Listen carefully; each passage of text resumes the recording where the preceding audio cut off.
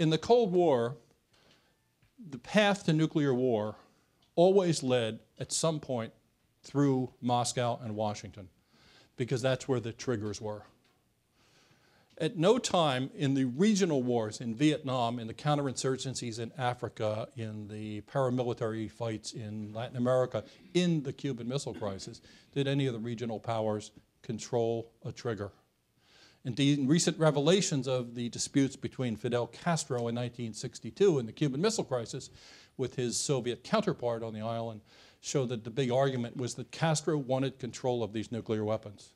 And if you read the transcripts, it makes crystal clear what I was saying, that there was no way on God's green earth that the Soviet Union was going to allow that to happen, because it was much too dangerous.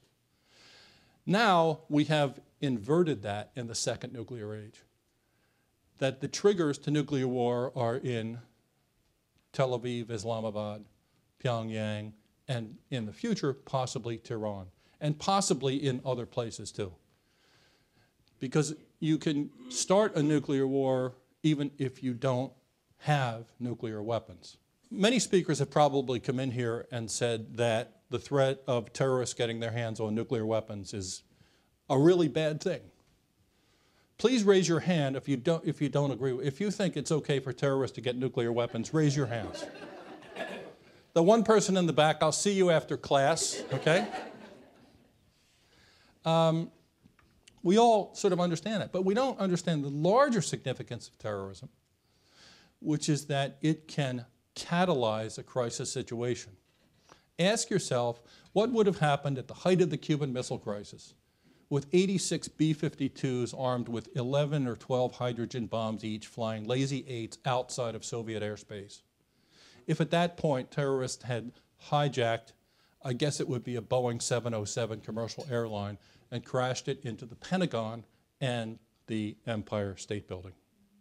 I don't know what would have happened, but it would have pushed the United States over the brink.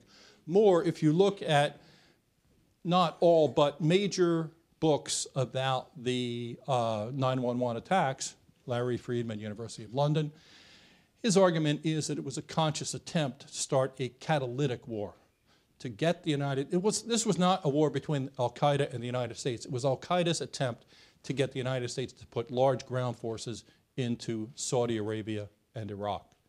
And in that, they succeeded. So my point is really quite simple.